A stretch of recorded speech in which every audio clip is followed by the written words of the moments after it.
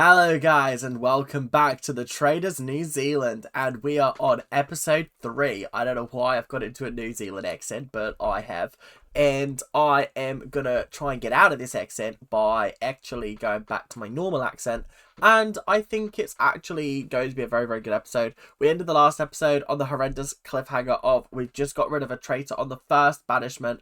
And now we're looking at getting rid of some very, very powerful players. I think they should get rid of the older lady. I think that she's very, very smart. I can't remember any of their names because it has been a whole week since I recorded this. So I do apologise, guys. I do apologise, but it's going to be a little bit chaotic with me learning the names of these people. I'll get to grips eventually, don't worry. About episode 10, which is the last episode. But anyway, I hope you guys are enjoying the show so far. Make sure to like, comment and subscribe. Do all that YouTube stuff that you guys do so well. And make sure to keep on ranting. Let's get into it. You were put in an awkward position and you did it for the team. Well, what a good faithful, eh? This is the issue when it comes to watching the show and it's why I've said before I'd really like to watch a season where I don't know who the traitors are, and therefore I'm genuinely trying to work it out at the same time, because I feel like I would be able to write off a lot of these people because of the way they're behaving, but also that's because I know that they're faithful, and so I'm picking up on the fact that they're being honest with their movements, they're being honest with what they're saying, and therefore I'm like, oh yeah, they're faithful, obviously. I almost wonder whether it would work the exact same if you had the traitors keep, but like you had some kind of voice modulator on, just so that it like really kept it secret. I think then you could still have the same thing. They have to wear masks, things like that. Yeah, I think that kind of thing would just be interesting to watch, but people don't seem to be agreeing with me in the comment sections when I mention it, so. Oh my gosh. Everyone is just super proud of themselves that, boom, one off the bat, we got one of you. You might be thinking that, but I'm thinking, hang on a minute, wasn't Anna meant to be one of the 3 people that were supposed to be killed? Lauren or Robbie, right? Why did Lauren vote for Dylan? I said this earlier. I was so confused why she wrote down Dylan's name and she didn't go for Robbie. That felt like a really, really silly play from her. Was she trying to play some kind of game? It just wasn't matching up with what I was expecting. So it really did catch me off guard, I can't lie. Like, I can't think of a better, like, vote of confidence for me as a faithful than having the only traitor we've identified point at me. That's quite literally the worst vote of confidence you could have. The worst. Like, that's bad. You don't want the traitors to be pointing your name at round table, because it does just make you look a little bit suspicious at the end of the day, doesn't it? Because you very much could be a traitor that she feels scorned by. So actually, I would be looking at you as well thinking, actually, could it be Dylan? Oh my god, you've done it again. So we know who's gone, right? It was the other person that they mentioned. I don't remember who it was. It was Anna, Jackie, the red-haired lady, and then there was one other person, but I've forgotten who that was. But I said that they should have killed off Jackie, because Jackie's the one that is coming up with all these harebrained schemes.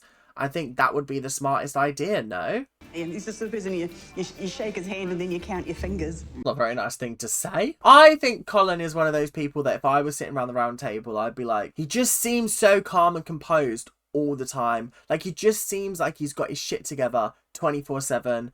And if I was in that castle or that house or whatever, and I did not get the traitor role, I would be shitting myself constantly. Because every single time I come down to breakfast, I'm like, I'm dead. Surely I'm dead. Surely I'm dead. I'm getting that letter today.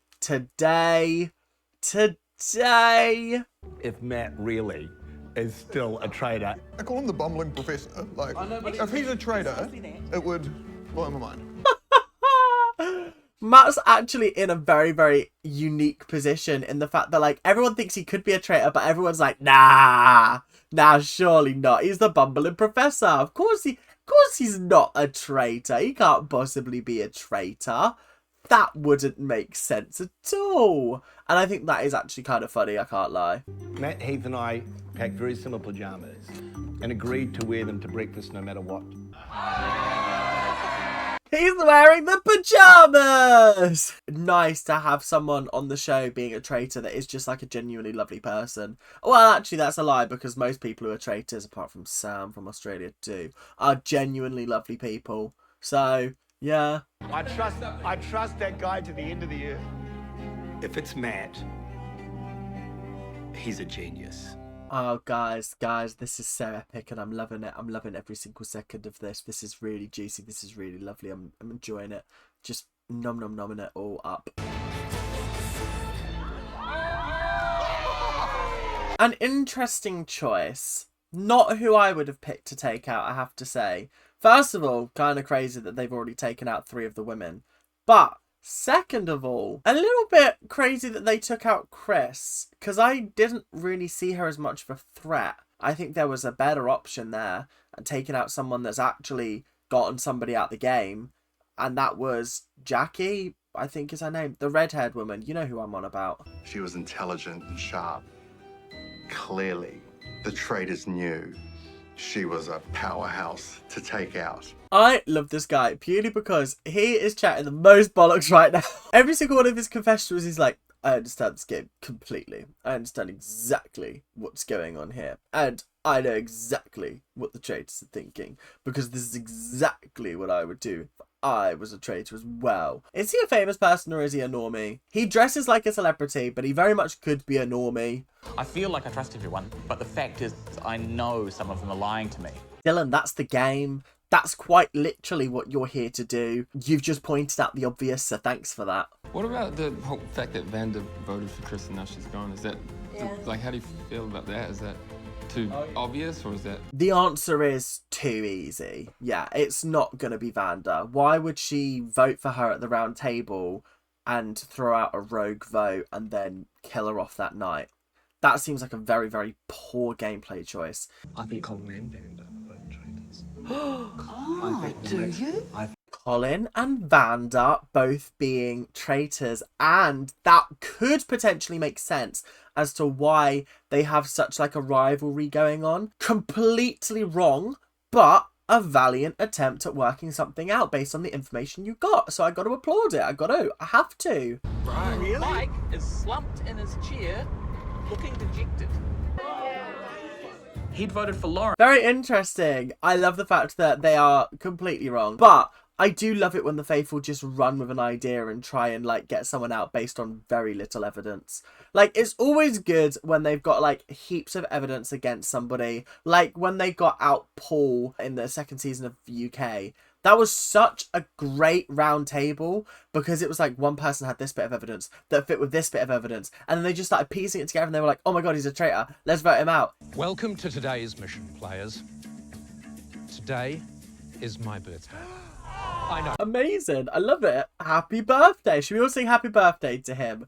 No, we're not going to do that because that's embarrassing. That the other team are playing with set bells. And match the song to one of the 3 music boxes in front of you. Guys, I'm loving New Zealand so far. I'm loving it. But these missions are just shitty recreations of the UK version. And I'm so over it. I'm so over it. No, why have we got the fucking bells? And like, the reason why it's so epic in the 1st season of UK is because they're actually in a church and they're pulling church bells in order to do it. Not just like these little dinky ones, just like, mm. And they also have to run around a mansion, a castle, trying to find the correct, like, box, music box.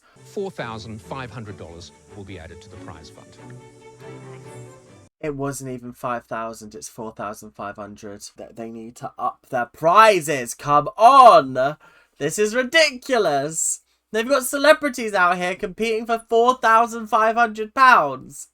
Yeah, absolutely not. This would not fly in the UK or the US. That is correct. So at this point, do the other team even need to do the bells? Because they know that it's the other music box, right? There were only 3. A few moments later. The observant among you will notice I've added an extra music box. Okay, I take it back. They'd already thought of this. Fair enough. Not that way. Yeah. What? Go! This way. Oh, this is a long way. Them getting lost in the sculpture garden. Oh, good God, what a nightmare. Heaven forbid they lose the 1500, do you know what I mean? I know him well enough to know when he's hiding something. And this morning, he just did not seem comfortable. Wow, that is incredibly awkward, I can't lie. That's not what I wanted to hear from him. Oh no, someone's on to Dan. This is why you shouldn't let best friends play the game, or people who've known each other for years and years and years, because it's just unfair. They've got like an advantage in the game. It's not okay. Like, I know there's only 20 people in New Zealand and 19 of them are on the show, but like, come on. Surely you could have brought somebody else in. I just can't convince 10 people to vote for Dan. So my next step is to find out who the other traitor could be. Oh, this guy, he's on the warpath. He wants to get Dan out of here. He's like, nah, I've had enough. You dunzo. You dunzo Washington. All of the traitors have been kind of sussed out in one way or another. Matt's got no suspicion on him currently. And that's fine. Kind of, because like people are like, oh, he would be a good traitor though, ha ha ha. But like Dan's got suspicion of him. Lauren's already out of here. It's just over for them, innit? It's over. They get their pitchforks out, they light their torches, and they destroy anyone who is shown even 30 seconds of silence. So it seems like the traitors are currently fine. It seems like it's just that one guy that thinks it's Dan, and then everybody else is kind of on the Vander Mike train, I think it is. Like they're kind of like, it could be them, it could be them. Ah, it's interesting. I don't think anyone's really onto Matt currently. Potentially, I don't know, but Mike's name seems to be the one that's coming up more often than not. And Vander. So maybe one of them's going to go tonight, I'm not sure. The two people whose names have been presented to me, I don't have full belief in.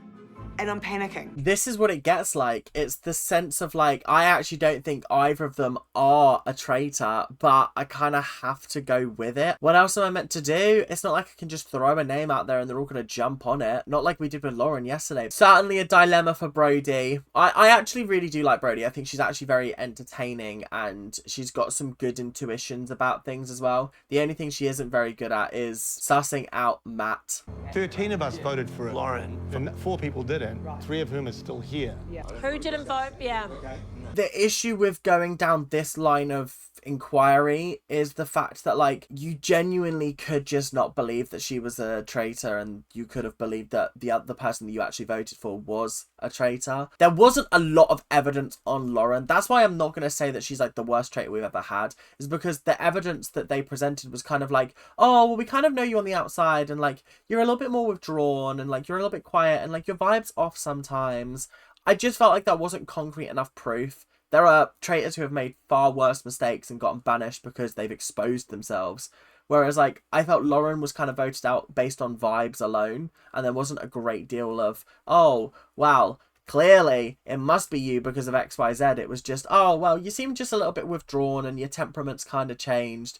I was kind of fixated on Chris and I didn't read the room very well. I think that's a fair vote, purely because before the round table, everyone was gunning for Robbie. And then Robbie, like, dissuades them and suddenly everyone's voting for Lauren? I don't think Robbie received a single vote at the last round table, which is kind of crazy when you think about it, because actually she was the main suspect going into the round table. So how did the vote flip so suddenly towards Lauren? Because it did, and I obviously haven't watched it, yes, but sitting around that round table, I would be like, if I hadn't voted for Lauren, I'd be like, yeah, actually, I just didn't feel like I wanted to vote for her. I feel like there were other options that I wanted to explore first. Just watching your nerves and that you have a skill set to be a traitor.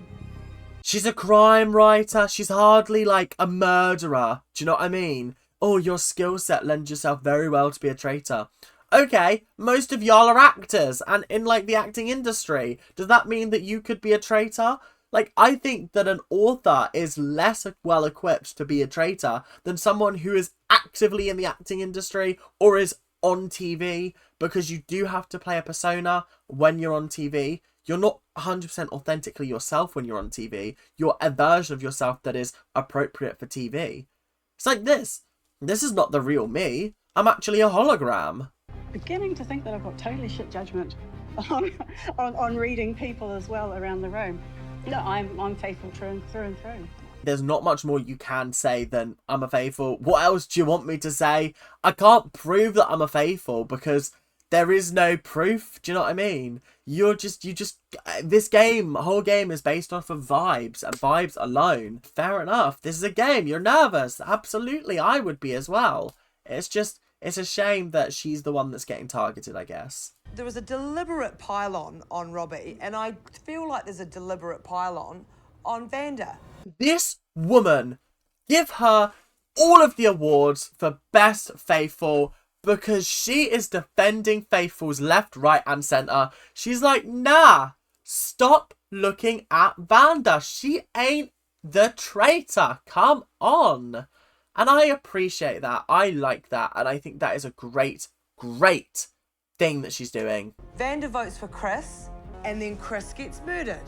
Hypothetically, if you're Vanda, are you that stupid to murder Chris that night? Brody, you're already up the top of the rankings, right, for this series. You're already up there because you're actually just slaying the game right now. I'm really impressed. This is quite literally the most impressed I've ever been with a faithful. Because although she's completely wrong with what she's saying about Colin, she's completely right about what she's saying about Vanda, in the sense of, like, why would Vanda kill Chris when she just voted her the previous night? Does that not just look a little bit stupid on her behalf? And do you not think that she's a lot smarter than that? Because if you think she's that dumb, vote for her. But then that's you calling her a thick piece of wood. Do you know what I mean? But she chose not to pick me, which I would have thought I was an obvious choice. And instead she picked you, Dylan. I'm just asking if you had any clue as to why. A very valid question from Robbie. Again, Robbie? Yeah, you're shooting up in my estimations. I'm impressed. Some of these faithfuls need to start taking lessons from these two, because these two are right on the money, even though they're hilariously wrong. But they're right. They're asking the right questions. They're not just piling on people due to vibes. They're using actual evidence and going, okay, explain this for me, please. Clear to me that maybe a traitor did also vote for Lauren. She might have been trying to get back at another traitor. I'm glad they brought up the fact that a traitor probably would have voted for Lauren if they'd have gauged the fact that Lauren was probably on the outs. If I was a traitor with Lauren, I would have fucked that vote up, because I did not expect her to receive that many votes to go home. I genuinely thought Robbie was going home, but she didn't receive a single vote. That's how crazy the round table can be sometimes. It's absolutely wild. No, and I'm going to say... I think Lauren was sitting next to me, maybe I felt bad that I voted for her. Yeah, and, He is kind of crumbling, isn't he? He's not got the best explanations, let's just put it that way. He is kind of crumbling under this pressure that Dylan's piling on him, and he's just not coming back with anything concrete or interesting to say. There was an out for you there because people were starting to focus on Mike. You literally just came to defend him. I'm almost definitely sure you're a faithful now. But the fact that she's defending somebody that is also in the line of fire when she was also in the line of fire, I think proves that she's a faithful. Or somebody's going to turn around and go, they're both traitors. And I'm going to be like, you are the dumbest person alive. Vanda. Yeah. Oh. This poor woman. I think you're faithful. Damn, even Colin's like, oh, fair enough, I think you're faithful now. Can't fake that kind of emotion. I think if she was an actor, I would be like, maybe she's acting. But, like, she's a crime writer. It's not like she's got this kind of media persona. She writes for a living. They're notoriously not very good in public. No, come on. Hey. No, I'm allowed. Listen. That was so crazy. What just happened there? Like, he goes, oh, I think you're faithful. And then they jump on him and go, oh, come on. Fair enough. He's seen that she's, like, genuinely upset that, or genuinely sort of happy that someone believes her story, etc. And therefore, he's been like, yeah, you know what? Fair enough. So do I. I'm seeing it happen. I feel like that was unfair for them to jump on him. I'm glad they apologized, but, like, emotions run high at this table. The time for chit-chat is over. Oh, my God. You introduced me to my wife. So this could go really south really fast, buddy, if we're wrong. Sorry, Mike, it's you as well. Sorry. So tonight, I choose you, Julia. Sorry. Wait, the red-haired woman wasn't Julia. Julia's the cop. So we got 2 people voting for Mike, 1 person voting for Julia. Just a rogue shout. A rogue shout. The thing is, it's actually probably better not to be in the majority vote for this one because Mike is innocent and he's a faithful. And it's gonna make it look like those people who voted him are traitors. So, I don't know. I feel like the traitors need to be throwing out some random names to make sure they're not in this public vote. A popular vote, that is. To change it to Julia. Huh? Wait. Have I missed something? Why have 2 people randomly voted for Julia? Her name wasn't even brought up at the round table. Is this another Marielle situation where there's been something that's happened outside where they're like, oh, we should all vote for Julia tonight? Yeah. Like, I don't know whether the blind sides work in the round table, to be fair. Just talk it out and make people make their own decisions, do you know what I mean? I can't read you. I find that really difficult, and that is why I've chosen you. I voted for Colin. I think you're a traitor. Sorry, mate. Mike, I chose you. I had to vote for you. I'm really sorry. And Mike, I'm so sorry you did act kind of weird.